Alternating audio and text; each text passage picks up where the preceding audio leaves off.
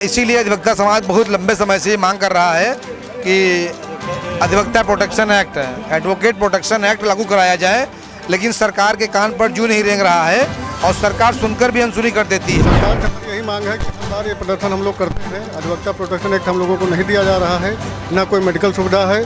बार कई बार इस तरीके के हंगामे हो चुके हैं। हमारे यहाँ रक्षाबंधन के एक दिन पहले पुलिस और उत्तर प्रदेश सरकार द्वारा जो बहनों को तोहफा दिया गया है, उसके लिए मैं बहुत बहुत धन्यवाद देना चाहता हूँ कि इतना कीमती तोहफा तो हमारी बहनों ने आज तक अपने भविष्य में न पाया होगा।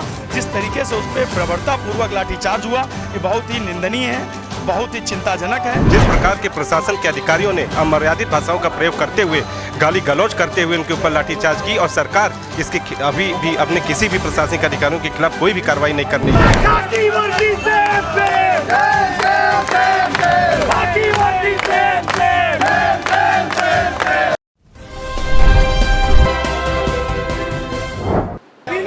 हापुड़ में जो लाठीचार्ज हुआ था वकीलों पर, उसके विरुद्ध लगातार लखनऊ में अधिवक्ता प्रदर्शन कर रहे हैं। हमारे साथ तमाम अधिवक्ता मौजूद है, आइए इनसे बात करते हैं। सर, आपका नाम? मेरा नाम एडवोकेट रंजीत रावत है और मैं यहीं सिविल कोर्ट लखनऊ और हाई कोर्ट में क्रिमिनल के केस देखता हूं। और आज यहाँ अधिवक्ता लोग जो इकट्ठा हुए हैं, विरोध प्रदर्शन का काम कर रहे हैं। इसका संबंध जो है हापुड़ में पुलिस द्वारा अधिवक्ताओं के विरुद्ध जो लाठीचार्ज की घटना हुई है, उसका ये निंदा और उसी खिलाफत में यहाँ पर एकत्र हुए हैं। आज इस धरना प्रदर्शन के कार्यक्रम से अधिवक्ता, पूरे प्रदेश का अधिवक्ता सरकार से मांग करता है कि शांतिपूर्ण तरीके से जिस तरह हापुड़ में अधिवक्तागण एक संवैधानिक तरीका है धरना प्रदर्शन का, उस तरीके से अपना धरना प्रदर्शन कर रहे थे और संबंधित पुलिस और वहाँ के संबंधित सीओ साहब ने गलत तरीके से अधिवक्ताओं पर, यहाँ तक कि जो महिला अधिवक्ता थी उनको भी नहीं छोड़ा, उनको भी बुरी तरह बर्बरता के साथ लाठी से पीटा है। तमाम अधिवक्ता गंभीर रूप से घायल हुए हैं, कुछ को गंभीर चोटें भी आई हैं, जिस पर अभी तक सरकार द्वारा कोई एक्शन नहीं लिया गया है। तो हम अधिवक्तागण यहाँ पर एकत्र होकर के सरकार से मांग करते हैं कि सरकार जल्द से जल्द उस दोषी सीओ और पुलिस कर्मचारियों के विरुद्ध जो है वो तत्काल दंडात्मक कार्रवाई करे, अन्यथा जो है ये अधिवक्ता समाज कानून व्यवस्था को अपने हाथ में लेकर के मुख्यमंत्री का घेराव करेगा और फिर सीएम आवास का घेराव करेंगे आप? हाँ, सीएम आवास का घेराव करने के लिए अधिवक्ता तैयार हो रहा है। अगर सोमवार तक सरकार की तरफ से कोई सकारात्मक उत्तर नहीं आता है तो सोमवार को या उसके अगले दिन सीएम आवास घेराव किया जा सकता है। गाजियाबाद में भी एक घटना हुई, चैम्बर में घुस के एक अधिवक्ता को गोली मार दिया गया। सरकार, इसीलिए अधिवक्ता समाज बहुत लंबे समय से मांग कर रहा है कि अधिवक्ता protection act, advocate protection act लागू कराया जाए, लेकिन सरकार के कान पर जू नहीं रेंग रहा है और सरकार सुनकर भी अनसुनी कर देती है।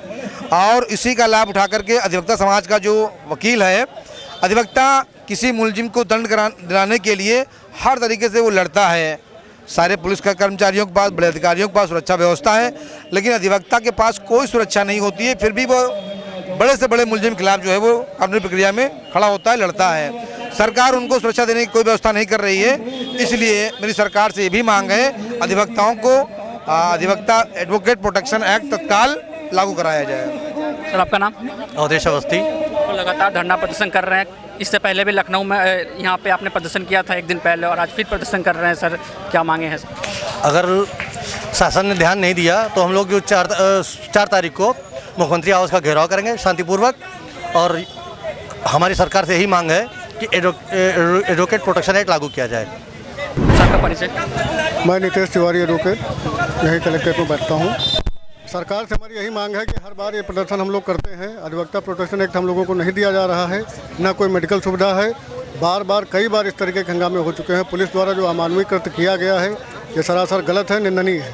उन लोगों के खिलाफ कानूनी कार्रवाई की जाए, संशोधन किया जाए, एसएसपी का ट्रांसफर किया जाए वहाँ से, ये कहना है। जांच के लिए एक टीम भी गठित कर दी गई है सीएम योगी निर्देश के बाद। सरकार का मुद्दा है, सरकार किस तरीके से करती है उसका भी वेट कर रहे हैं। फिलहाल 4 तारीख को हम लोग मुख्यमंत्री आवास का घेराव करेंगे। सीएम आवास का घेराव करेंगे? हाँ, घेराव करेंगे। उसके लिए जो कुछ करना पड़े सब कुछ करेंगे हम लोग। गाजियाबाद में भी सर एक घटना हुई। हाँ, तो वो सबसे बातचीत हो रही है। गाजियाबाद हापुड़ सब लोगों के एक महापंचायत का भी फैसला आने वाला है 1-2 दिन में कि बहुत बड़ी महापंचायत कानपुर में होगी या लखनऊ में या गाजियाबाद में होगी, ये भी तय हो रहा है। 2-4 दिन में ये भी आ जाएगा। सबसे बात हो रही है। बात होने के उपरांत जो है कोई निर्णय आएगा। जब तक सॉल्यूशन नहीं होगा तब तक आप लोग धरना प्रदर्शन करते धरना प्रदर्शन चलता रहेगा। कोई भी कार्य न्यायिक कार्य नहीं होगा। सभी अधिवक्ता विरत रहेंगे उससे। कोई भी न्यायिक प्रक्रिया नहीं शुरू की जाएगी हम लोगों द्वारा। बाकी जज बैठें, जज अपना काम करें, उससे कोई मतलब नहीं। सर आपका परिचय? देखिए, मैं अजय कुमार यादव। अभी गत वर्ष में मैं कनिष्ठ उपाध्यक्ष का चुनाव लड़ा था यहाँ लखनऊ बार से। महज 12-13 वोटों से चुनाव हार गया। या ईश्वर की कृपा रही होगी या कोई कमी हमसे रह गई होगी। तो जैसा कि हम लोग अधिवक्ताओं की राजनीति करते हैं, अधिवक्ताओं के नेता हैं, सुख दुख में लोगों के आते जाते हैं। हमारे यहाँ रक्षाबंधन के एक दिन पहले पुलिस और उत्तर प्रदेश सरकार द्वारा जो बहनों को तोहफा दिया गया है, उसके लिए मैं बहुत बहुत आभार, बहुत बहुत धन्यवाद देना चाहता हूं कि इतना कीमती तोहफा तो हमारी बहनों ने आज तक अपने भविष्य में ना पाया होगा। जिस तरीके से उस पर बर्बरतापूर्वक लाठीचार्ज हुआ, ये बहुत ही निंदनीय है, बहुत ही चिंताजनक है। और जिस तरीके से जब लाठीचार्ज हुआ तो पूरे प्रदेश में अधिवक्ताओं में आक्रोश है, चाहे वो bar council of Uttar Pradesh हो, चाहे उच्च न्यायालय हो, सब ने पूरी तरीके से कार्य का बहिष्कार किया। उसी कड़ी में हम अधिवक्ता भाइयों ने लखनऊ में भी कार्य का बहिष्कार करके अपनी अधिवक्ता भाई बहन के साथ में रोड पे उतरे हैं। और जब तक उनको न्याय नहीं मिलेगा तब तक हम रोड से हटेंगे नहीं, कार्य पे जाएंगे नहीं। और अभी हमको सुनने में आया कि कल जो है 300 अधिवक्ताओं पे मुकदमा पंजीकृत किया है। तो ये शायद पुलिस प्रशासन या उत्तर प्रदेश सरकार भूल गई है कि अधिवक्ता न्याय की लड़ाई से आज़ादी की लड़ाई से लगा के न्याय की लड़ाई लड़ने तक का कार्य करता है। और उनके खिलाफ मुकदमा लिख के आपने ये साबित कर दिया कि आप एक पक्ष की कार्रवाई करना चाहते हैं। तो आप ये भूल गए हैं कि वकील लोगों को न्याय दिलाता है। अपना न्याय की लड़ाई वो कलम का सिपाही है। अपना न्याय वो लड़के और कानूनी कार्रवाई करके वो अपना न्याय प्राप्त कर लेगा। अंत में उत्तर प्रदेश सरकार और पुलिस को झुकना पड़ेगा। हम अधिवक्ताओं की जीत होगी। अधिवक्ता जिंदाबाद था, जिंदाबाद है, जिंदाबाद ही रहेगा। गाजियाबाद में भी एक घटना हुई है, चैम्बर में घुस के अधिवक्ता गोली मार दिया। आप 2 दिन पहले हापुड़ में घटना हो रही है और गाजियाबाद में अधिवक्ता परिवार के गोली घुस के मार दी गई है। उस पर भी अभी तक कोई ठोस निर्णय नहीं आया, ठोस कार्रवाई नहीं हुई। तो इस तरीके से अगर हम आप रोड पे हट जाएंगे तो इनका मनोबल और बढ़ता जाएगा। और हम रोड छोड़ के हटने वाले नहीं हैं। हम अधिवक्ता के साथ थे, हैं और रहेंगे। सीएम आवास का भी घेराव करने जा रहे हैं आप लोग? सीएम आवास का भी घेराव करने जा ये रहे हैं? हमारा वरिष्ठ अधिवक्ता परिवार अभी इसकी रणनीति तैयार कर रहा है। जो भी हमारा अधिवक्ता परिवार, वरिष्ठ अधिवक्ता हमारे निर्णय लेंगे, हम उनके साथ हैं और कदम से कदम, कंधे से कंधा मिला के साथ हैं। इसकी सूचना आपको जल्दी दे दी जाएगी। सर आपका परिचय? आदेश उपाध्याय, मैं advocate high court Lucknow bench. लगातार आप लोग धरना प्रदर्शन कर रहे हैं, इससे पहले भी किया था, आज भी कर रहे हैं। और आप लोग कह रहे हैं जब तक आप लोग की समस्या का हल नहीं हो जाता तब तक आप लोग लगातार धरना करते रहेंगे। सर जी, धरना प्रदर्शन जो करना है वो हापुड़ की जिस प्रकार से घटना हुई है, अधिवक्ताओं भाइयों के साथ प्रशासन द्वारा लाठीचार्ज किया गया, पुलिस द्वारा बर्बरतापूर्वक उनके ऊपर लाठी बरसाई गई और साथ में हमारे जो बहनें अधिवक्ता थीं उनके ऊपर भी लाठीचार्ज की गई।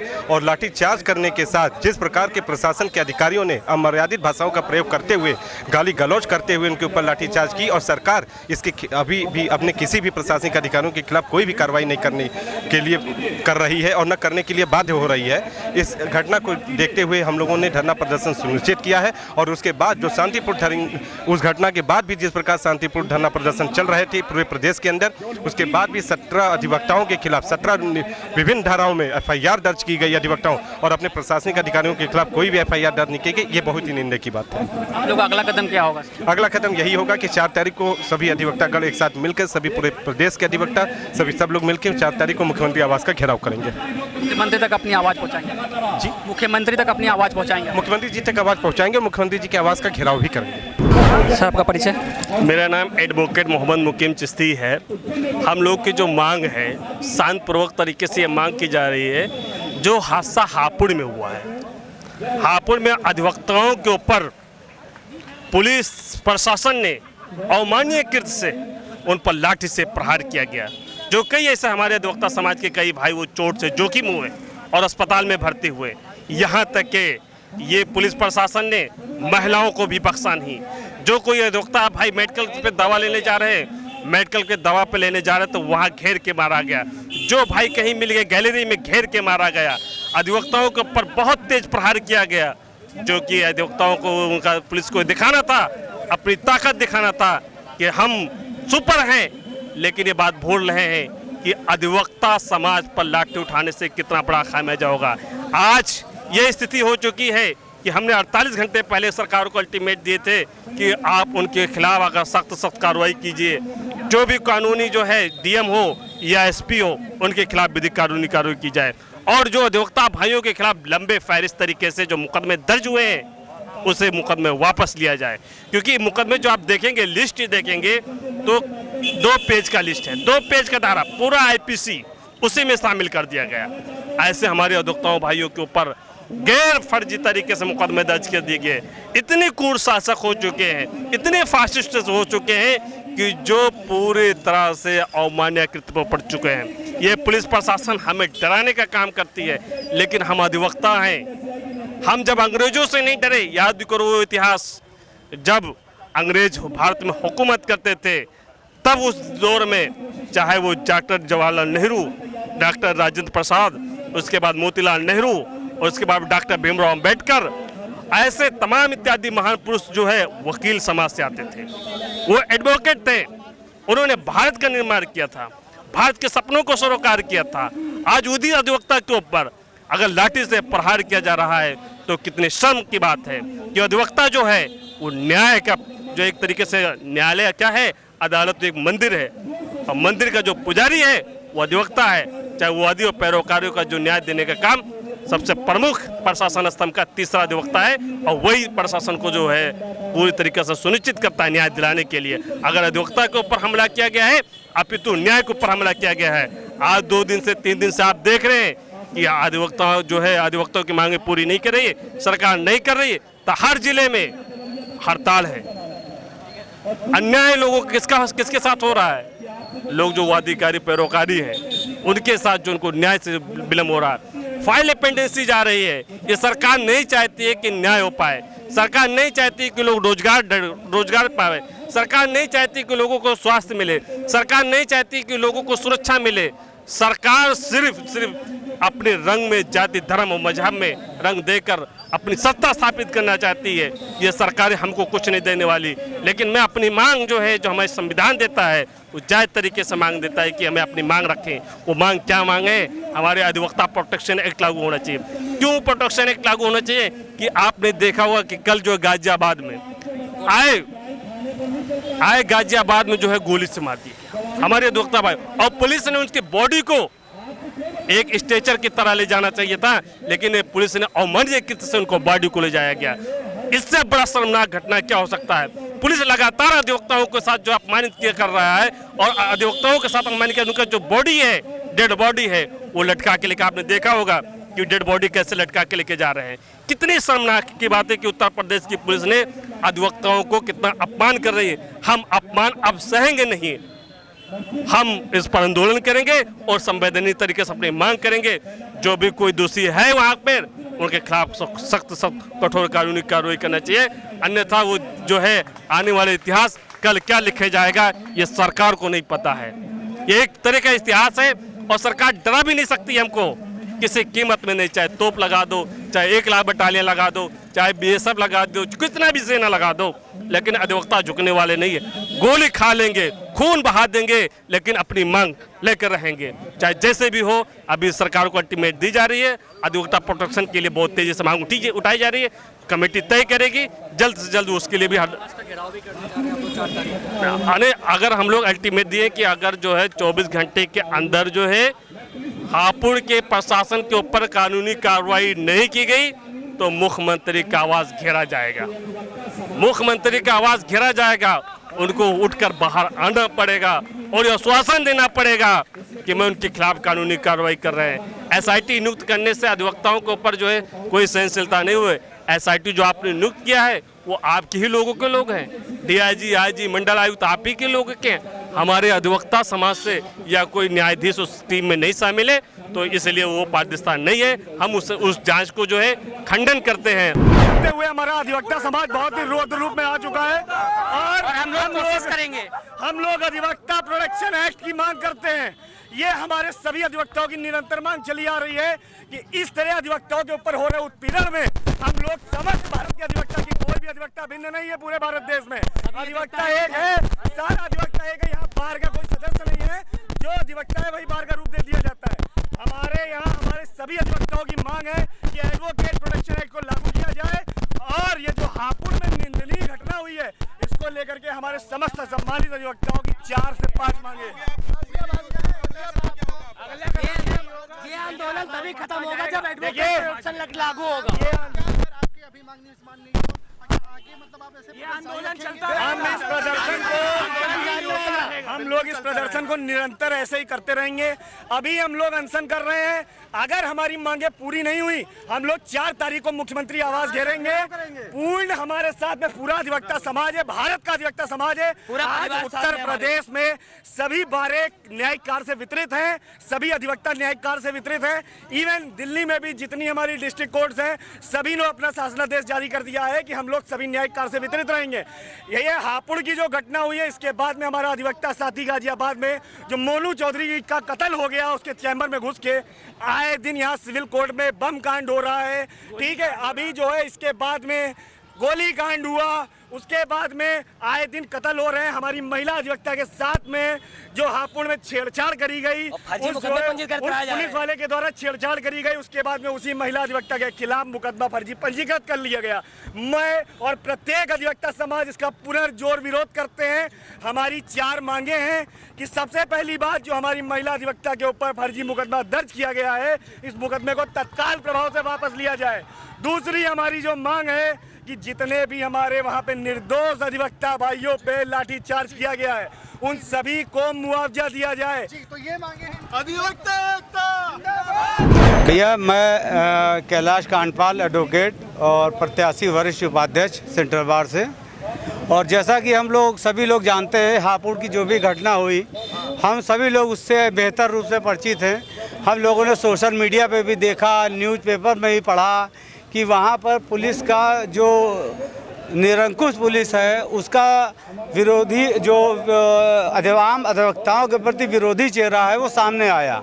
और ये हरकत इनकी लगातार होती रहती, हर 3-4 महीने में कभी कानपुर में हो जाएगा, कभी देवरिया में हो जाएगा, कभी सीतापुर में हो जाएगा, रायबरेली में हो जाएगा। हर 2 महीने 3 महीने के बाद इस तरह का रवैया ये लोग करते हैं। अच्छा, इसमें हम लोग की भी थोड़ी गलती है। आम अधिवक्ता जब भी थाने से कोई पुलिस प्रशासन का आदमी यहाँ आता है, तो हम लोग उसको पूरी तवज्जो देते हैं, उसको बैठाते हैं, हर तरह की बात करते हैं। लेकिन इसी के बिल्कुल उलट जब हमारा कोई अधिवक्ता भाई, खासकर अकेले कोई हमारा भाई थाने पे जाता है, तो उसको सीट तक बैठने के लिए मुहैया नहीं की जाती, उनको बैठने के लिए पूछा नहीं जाता, उनको पानी के लिए पूछा भी नहीं जाता। और जब वो यहाँ पर आते हैं, तो हम लोग उनके साथ अपने घर के जैसे भाइयों की तरह व्यवहार करते हैं, उनको बैठाते भी हैं, सब कुछ करते हैं उनके साथ। तो मेरा सबसे बड़ा कहना, सबसे मेन रूप से मैं आप लोग से ये कहना चाहता हूँ अपने अधिवक्ता भाइयों से, कि हापुड़ की जो घटना हुई है, इसकी परिणति आज नहीं कल सुखद अंत होगा, ये हमें पता है। लेकिन इसके बाद ये आंदोलन यहीं पर नहीं रुकना चाहिए।